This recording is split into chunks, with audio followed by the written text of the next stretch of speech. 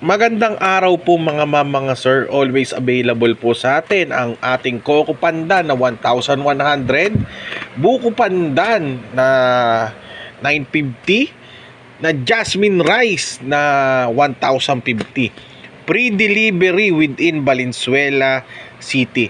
No minimum purchase po mga sir. Tapos outside of Valenzuela City, minimum of 3 sack, tapos additional 50 kada sako po tayo mga sir.